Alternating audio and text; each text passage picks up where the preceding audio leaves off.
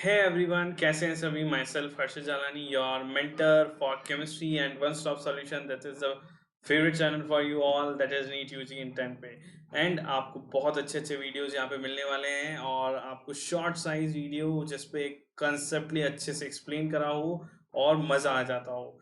So let us begin our session with a big smile on your face and important information for you all that मैं अन academy के learning app पे भी पढ़ाता हूँ, जहाँ पे आप आके मेरे साथ पढ़ सकते हैं, मेरे साथ जुड़ सकते हैं. एंड उसको जुड़ने के साथ आपको क्या करना है, आपको यूज़ करना है कोड एच लाइव, जहाँ पे आप मेरे से डायरेक्टली जुड़ जाएंगे और आपको 10% का डिस्काउंट मिलेगा. प्लस इसी के साथ साथ आपको बहुत सारे फीचर्स मिलेंगे, आप बहुत सारे लोगों से कनेक्ट हो जाएंगे एंड आपको हर एक चीज़ मिलेगी in a systematic way. So let us begin our session with the biggest smile on your face. Coordinate bond को अपन स्टार्ट करते हैं. कोऑर्डिनेट बॉन्ड क्या होता है?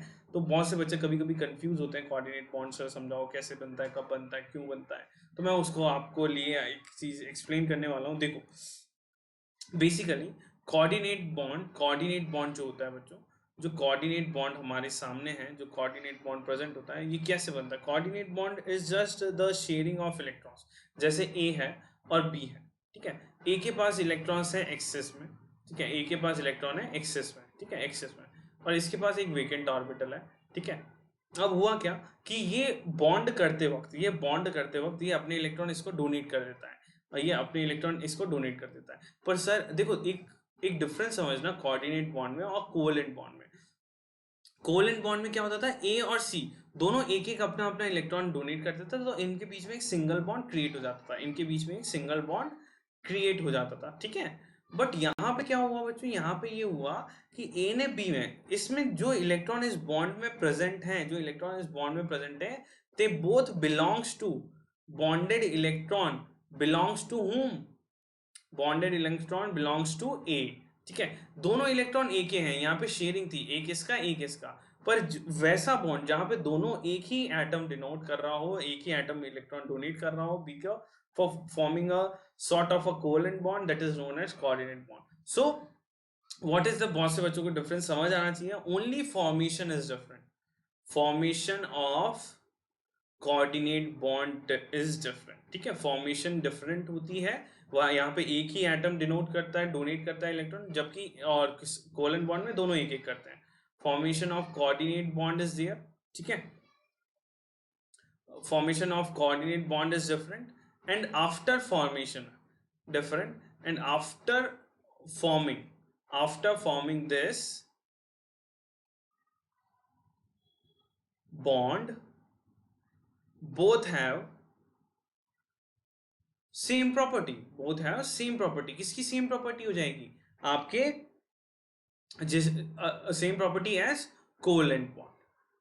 अगर बनने के बाद वो सेम किसकी तरह बिहेव करेगा? As a covalent bond. पहले वो कोऑर्डिनेट था और उसके बाद बनने के बाद वो सेम है, किसकी तरह बिहेव करने लगा? कोवेलेंट बॉन्ड की तरह बिहेव करने लगा. जैसे फॉर एग्जांपल, इसके एग्जांपल बहुत बेस्ट एग्जांपल मैं आपके सामने बताता हूँ. जैसे NH3 है, ठीक है. NH3 है, तो NH3 को हम सब जानते हैं, NH3 ये होता है, और इसी को मैंने यूज कर लिया प्लस BF3 के साथ, प्लस BF3 के साथ, ठीक है. तो ये आपको एक तरीके से जब भी ये फॉर्म करेगा तो ये इस तरीके से फॉर्म बॉन्ड करेगा. NH3, NH और H और H, और यहाँ पे इसने इलेक्ट्रॉन डोनेट करा बोरोन के वेकेंट ऑर्बिटल पे, बोरोन के वेकेंट ऑर्बिटल पे. तो इसने जैसे ही इस इलेक्ट्रॉन को डोनेट करा बोरोन के वेकेंट ऑर्बिटल में, तो ये this forms your coordinate bond, coordinate bond.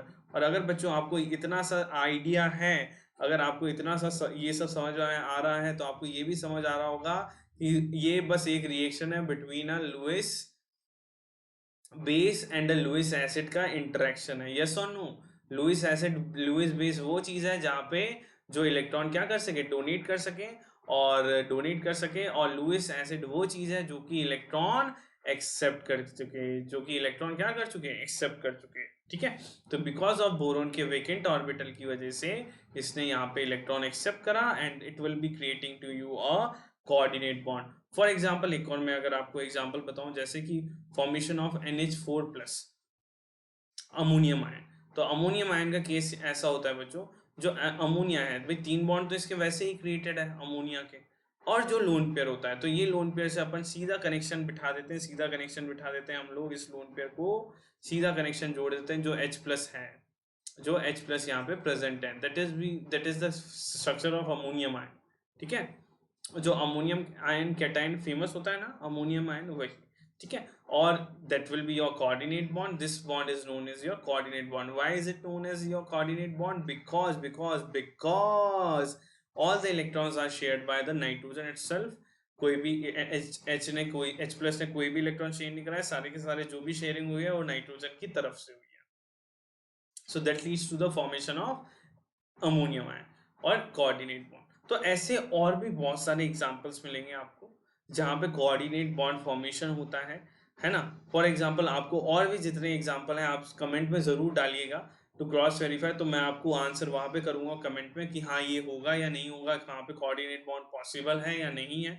तो आपको बस यहाँ पे इसी केस में क्या हुआ, यही केस में इसने किसकी तरह बिहेव करा है, ये पूरे ने बिहेव करा एज अ लुईस बेस, और इसने बिहेव करा आपके लुईस एसिड की तरह बिहेव, इसने बिहेव करा लुईस एसिड की तरह। डन है, समझ आया? तो I hope it is clear to you all क्या होता है कोऑर्डिनेट बॉन्ड, कैसे बनता है, how it differs from covalent bond and how we are going to relate it with Lewis acid and base theory.